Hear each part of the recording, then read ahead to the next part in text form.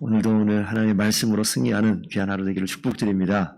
오늘 본문 말씀 보시게 되면 어제와 이어서 어제 읽지 않은 그 12절, 1장 12절에서 마지막 절까지는 두 번째 질문을 하는 거예요. 우리가 이 하박국의 전체의 그림을 보시게 되면 대체 이 땅 가운데 있는 죄악과 이 땅 가운데 있는 악을 바라보면서 하나님 대체 어떻게 하시겠습니까? 라는 그런 질문 앞에서 하나님께서 이 모든 것들을 진멸하겠다라고 이야기하는데 무엇을 도구로 사용하냐면 이 바벨론을 도구로 사용한다라고 이야기할 때 오늘 지금 그 두 번째 질문이 오늘 나와 있는 대체 그 바벨론이라는 나라를 우리 맨 마지막 17절, 1장 17절만 한번 보겠습니다. 그가 재물을 떨고는 계속하여 여러 나라를 무자비하게 멸망시키는 것이 옳으니까. 그 뒤에 있는 내용, 위에 있는 내용은 안 봤습니다만 그들의 하나님 대체 이해는 하겠습니다.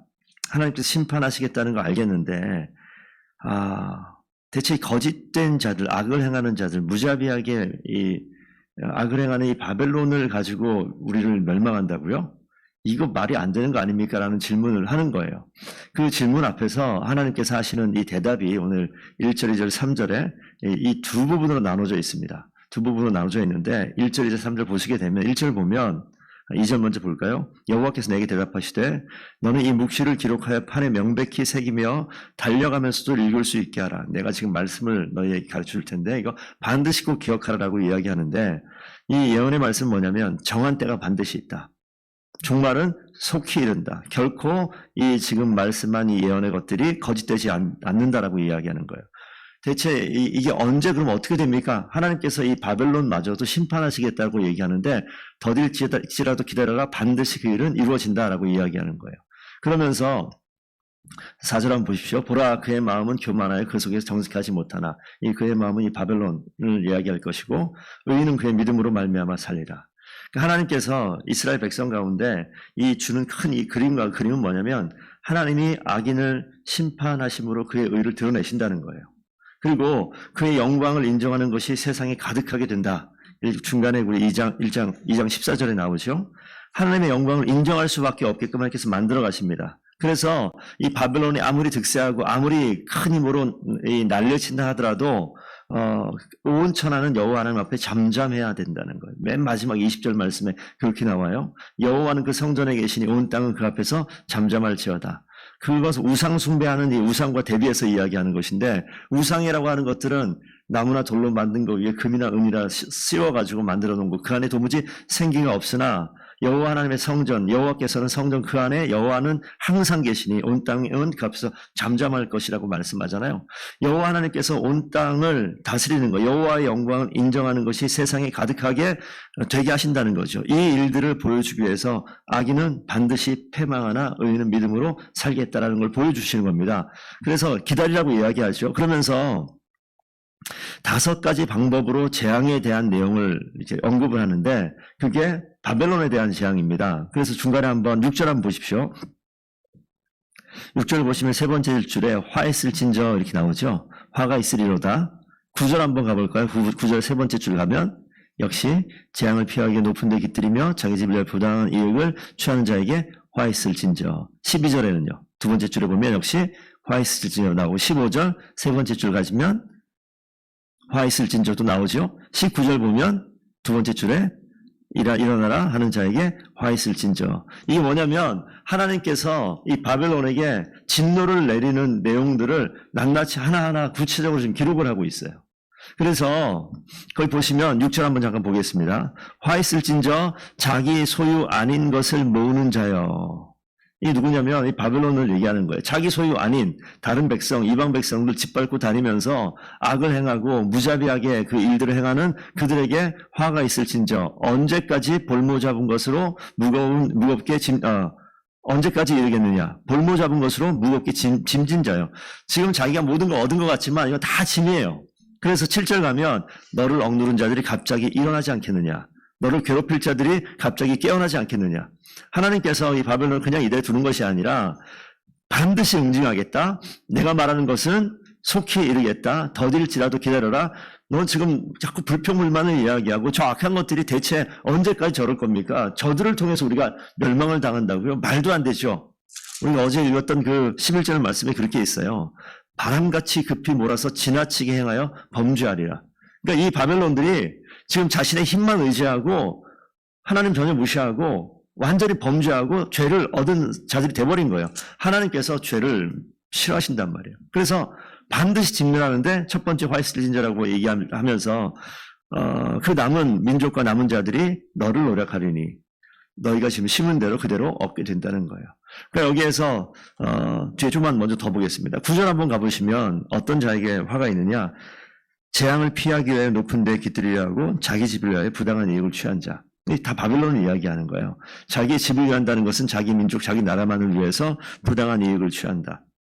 하나님께서 그 성경에 보시게 되면 이스라엘 백성들을 징벌하시기 위해서, 죄에 대해서 깨닫게 하시기 위해서 이방 민족을 사용하실 때가 있어요.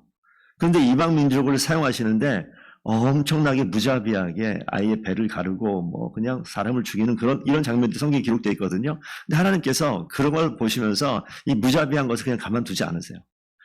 하나님이 하나님의 방법으로 이스라엘 민족, 특히 하나님 택한 백성들을 온전히 세우는 그 일들을 행함에 있어서 여러 가지 도구를 사용하시는데 악행을 행한 것들에 대해서 역시 끝까지 죄를 물으시는 그런 모습이 나타납니다. 그러니까 하박국 입장에서는 하나님, 우리로 하여금 지금 하나님의 백성이 하나님의 백성답지 살지 못하게 하는 것들을 깨닫게 해달라고 구원을 해달라고 하는 그런 선지자로 세움을 받는데 이 장면을 보시게 되니까 하나님이 일하시는 방법을 도무지 이해하기 힘들어요. 대체 왜 이 악한 자들, 아니 좀 다른 방법 아니라 이렇게 악을 행하는 자들을 가지고 우리 심판하는 게 맞습니까? 이 말씀을 보면서 이 시대를 봐도 이 원리는 똑같아요. 정치의 상황을 봐도 그렇고요. 경제 상황을 봐도 그렇고 내 주변 상황을 봐도 그래요. 아니 하나님 알겠는데 대체 이건 아니잖아요. 저 사람들을 통해서 아니 그런 얘기 많이 하잖아요. 제일 와닿는 건 이런 겁니다. 정치하는 이야기를 보면 우리나라는 딱 두 개로 나눠져 있잖아요. 그래서 빨간 쪽이 파란 쪽 미워해요. 파란 쪽도 빨간 쪽을 미워해요. 그러면 정권이 바뀌면 어떻게 돼요? 이거 아닌 그러다 보니까 뭐 제3의 정당을 만든다 이렇게 얘기가 나오는데 오른쪽이 정권을 잡으면 왼쪽 사람들이 어때요? 하나님 아무리 그래도 이건 아니죠. 어떻게 저것들이 우리를 정치합니까? 반대쪽에서 되면 이건 말도 안 되죠. 저 악한 것들이, 저 범죄 집단들이 이렇게 이야기를 하는 거예요. 말이 됩니까? 그런 내용 비슷한 거예요. 아니 내가 아무리 어려워도 이 나라가 아무리 어려워도 재벌들을 통해서 이 나라를 이끌어가는 건 아니죠. 라고 얘기할 수도 있어요. 하나님 아무리 우리가 죄악을 저질렀다 하더라도 전쟁을 통해서 이 나라 사람들, 어린아이들, 여자들, 노인들이 학대당하고 죽는 건 이건 아니죠. 라고 얘기할 수 있잖아요. 우리의 심정으로. 그러니까 이 지금 하박국의 내용들은 그런 내용이에요. 하나님 이스라엘 백성이 아무리 타락했다 하더라도 아니 바벨론 같은 이런 민족을 통해서 여길 짓밟는다고요? 말도 안 되지 않습니까? 하나님께서 기다려라. 내가 나의 일을 할 거니까 기다려라. 하나님께서 하나님의 일을 하세요.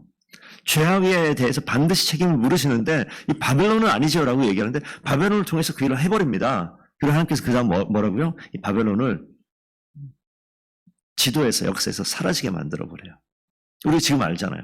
바벨론의 문화와 역사 유적은 남아있지만 바벨론이라는 나라 자체가 아예 존재하지 않게 되어 있습니다. 뒤에 보시면 다 그런 내용이에요. 그래서 12절 봐도 피로 성읍을 건설하고 불로 성을 건축한 자요.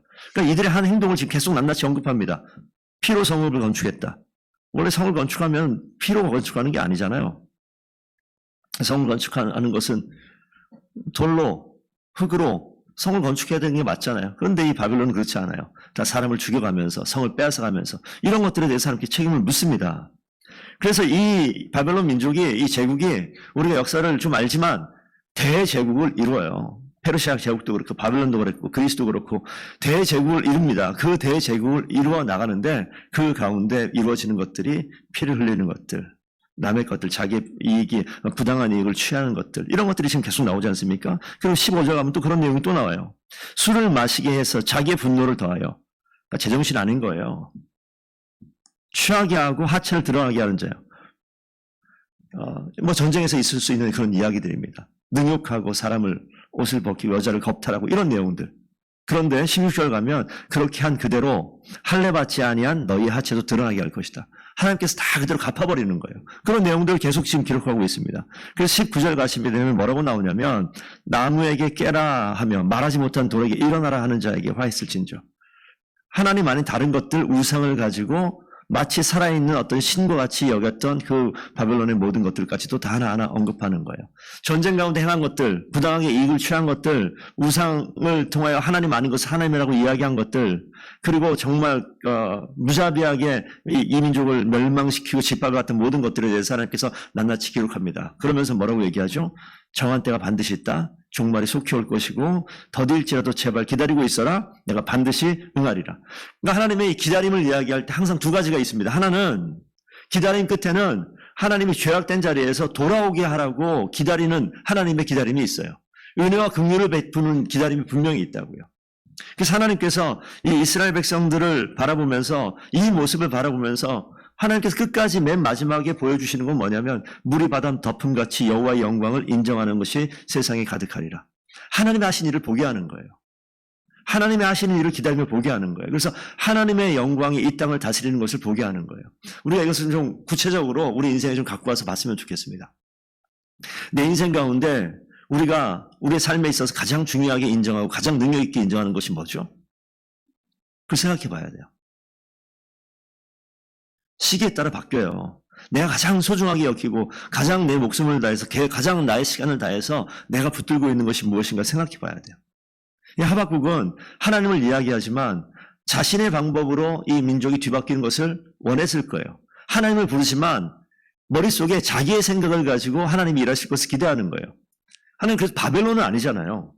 이 방법은 아니고 다른 방법으로 이걸 문제를 해결해야 되는 거 아닙니까? 하나님, 공의로운 하나님께서, 정의로운 하나님께서 아니 저 악인을 통해서 일하는 게 말이 됩니까?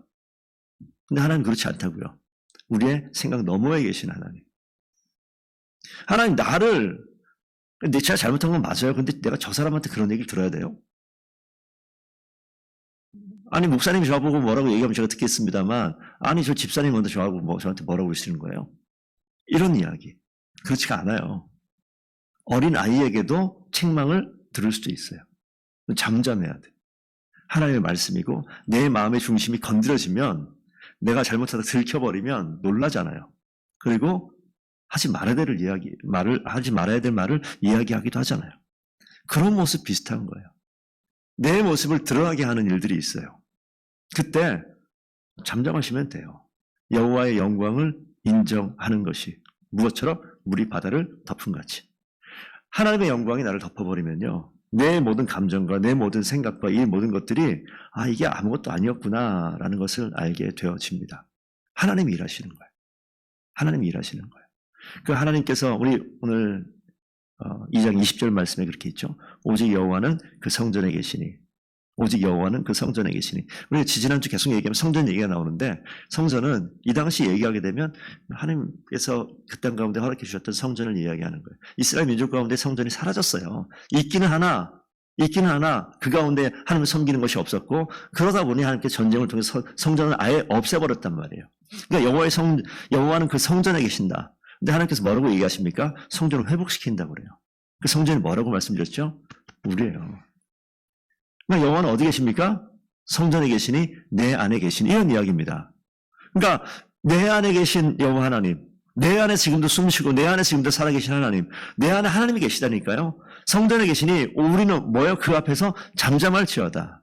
이 안에 하나님이 계시다고 생각하시다면 여러분 내가 입술로 내뱉어야 될 것들을 하나님 앞에서 하나님이 주인이라니까요. 그러니까 나는 내가 주인인 것 같아서 내가 생각하는 대로 내가 상황에 경험하는 대로 막 다 이야기하고 내 생각을 다 꺼낼 수 있는 것처럼 보이지만 아니요. 이 안에 하나님이 성전, 하나님이 계시다. 그러니 뭐라고요? 잠잠하래요. 하박국이 자신의 생각을 이야기합니다. 하나님 이럴 수 있습니까? 이건 아니잖아요. 어떻게 악인이 득세하고 악인이 이 나라를 통치하고 악인이 이 나라를 점령하고 진멸시킵니까? 하나님 그 방법은 아니잖아요. 라고 얘기하는데 잠잠하라고요. 하나님 하시는 방법 앞에. 하나님께서 성전 안에 계시니 하나님이 일하신다고요. 하나님께서 여호와를 인정하는 것이 이 세상에 가득하게 하기 위해서 조금만 지켜봤더니 진짜 웬일입니까? 바벨론이 진멸당하는 거예요. 그리고 하나님께서 이스라엘 백성을 그 땅 가운데서 돌아오게 하는 일들을 만들어내는 거죠. 오늘 말씀을 꼭 기억할 때 하나님은요, 우리 안에 계십니다. 그래서 우리가 우리 생각과 우리 방법대로 일하는 모든 것들이 옳게 여겨지는 것마저 하나님께서 하나님의 일을 일하시는 순간에는 멈추셔야 돼요. 잠잠하셔야 돼요. 하나님께서 일하시는 것이 무엇인지 들을 수 있어야 됩니다. 3장 넘어가게 되면 이 하박국이 이 상황을 깨닫고 하나님을 찬양하는 모습이 이제 되어지는데, 저와 성도님들께서 우리 삶 가운데 의인은 믿음으로 말미암아 산다고 얘기하죠. 의인은 믿음으로 말미암아 산다. 오늘 이 하박국이 이 상황을 보면서 저와 여러분이 하나님의 의인이에요. 이 구원받은 백성이라고 이야기하는 것. 우리가 하나님이 우리를 구원 역사 가운데 우리를 불러주세요. 오늘 이것만 하고 말씀 마치겠습니다. 하나님이 아무것도 아닌 자리에 있었던, 죄인의 자리에 있었던 저희를 불러내요. 여전히 죄 가운데 있지만 하나님께서 이 죄인을 의인 만들고자 하는 이 역사를 구원 역사, 구원사, 구속사라고 이야기합니다. 내가 한 거 아무것도 없어요. 하나님이 나를 부르셔서 이 자리에 세우시면 하나님이 부르신 그 자리에서, 죄악된 그 자리에서 우리가 행한 것이 없는데 하나님이 이 자리를 초대하셨어요. 그리고 이 자리에서 하나님께서 우리 인생을 바꾸기 시작합니다. 우린 뭐 하면 되느냐? 하나님께서 그렇게 하신 것을 믿으면 되는 거예요. 하나님께서 하신 것을 믿는 믿음 가운데 서 있으면 하나님께서 이끌어 가시는 거예요. 그런데 이 길을 걸어가다 보니까 말도 안 되는 일이 벌어진단 말이죠. 오늘 이런 이야기. 왜 우리가 진멸당해야 됩니까? 왜 우리가 진멸당하는 거 오케이. 내가 잘못했으니까 그렇게 하는 게 맞겠죠. 그런데 왜 저 사람이에요? 그런데 왜 이런 방법이에요? 하나님 이건 아니잖아요. 라고 분노할 수 있어요. 하나님의 방법은 달라요. 그렇게 하지 않으면 바뀌지 않아요. 기다려서 여기까지 왔어요. 우리 삶의 자리에 말도 안 되는 일, 하나님, 내가 하나님 사랑하는데 왜 이런 일이 있습니까? 이런 가운데 있어요. 예, 그 가운데 걸어가시면 돼요. 하나님 일하실 것을 믿음으로 걸어가셔요. 하나님은요, 반드시 바꾸십니다. 정한 때가 속히 이르고 거짓되지 아니한 하나님의 약속의 말씀이 더딜지라도 기다려라, 반드시 응하리라 라고 말씀하십니다. 반드시 돼요. 반드시 돼요. 하나님께서 반드시 바꾸십니다. 나 이거 이거 진짜 아닌데 반드시 바꿔요. 하나님이 그렇게 행하시는 일들이 있어요. 그래서 오늘 이거 보여주시는 겁니다. 민족이 멸망한다고요? 예, 멸망해요. 다 멸망이라고 얘기했죠. 아니요. 근데 하나님께 살리신다고요. 그러니까 우리는 죽었다 사는 게 말이 돼? 라고 얘기하는데 죽었다 살려요. 더본교회를 바로 봐도 그렇고 저의 인생을 봐도 그렇습니다. 이거는 진짜 안 되는 것 같은데 아니요. 진짜 안 되게 바닥으로 내려치면 그 다음에 하나님이 살리셔요. 우리로 하여금 생각하게 하시는 거예요. 머물게 하시는 거예요. 과연 무엇이 잘못됐고 과연 나의 삶의 자리에 무엇이 문제인가 보게 하시는 거예요. 그리고 그 자리부터 반드시 회복해서 하나님께서 약속하신 그것이 왜 이렇게 늦지? 아니요. 늦는 게 아니라 그 바닥을 치는 그 순간부터 이제 튀어 오르는 일만 남아있는 거예요. 오늘 하나님께서 여러분 한 사람 한 사람 인생 가운데 교회 가운데 반드시 행하시는 여호와 하나님의 영광이 물이 바다 덮음같이 여호와의 영광을 인정하는 것이 더본교회와 우리 성도님들의 한 사람 한 사람 인생의 삶 가운데 올 한 해 가득 차고 넘치는 귀한 주의 백성을 다지기를 축복드리겠습니다. 기도합니다.